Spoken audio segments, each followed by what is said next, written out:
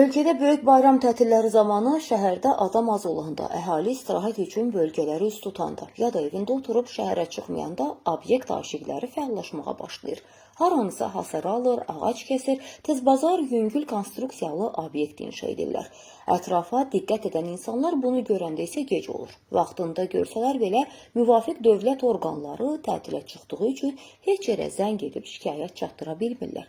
Obyekt aşiqləri də bu orqanlara bağlı şəxslər olduğundan bunu yaxşı bilir və əməliyyat vaxtı üçün həmin günləri seçirlər.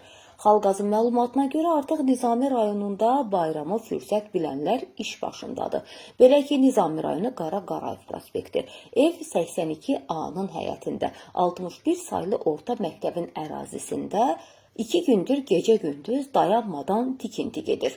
Bu barədə məlumat paylaşan sakinlərdən biri bildirib ki, bayram günləri məhz gecələr tikinti işlərinin aparılmasının səbəbi məlumdur. Ərazidə avtoyuma məntəqəsi və başqa təyinatlı obyektlər tikilir. Tikintiyə rəsmi icazə verilib-verilmədiyinə aidiyyatı orqanlardan aydınlıq gətirilməsi xahiş olunur. Aidiyyatı orqanların mövqeyini də işıqlandırmağa hazırıq, deyə Tribuna Infoda yayımlanan məlumatda qeyd olunur. Xatırladaq ki, 2022-ci ildə Nizami rayonunun icra hakimiyyətinin başçısı Coşqun Cəbrayılovdur.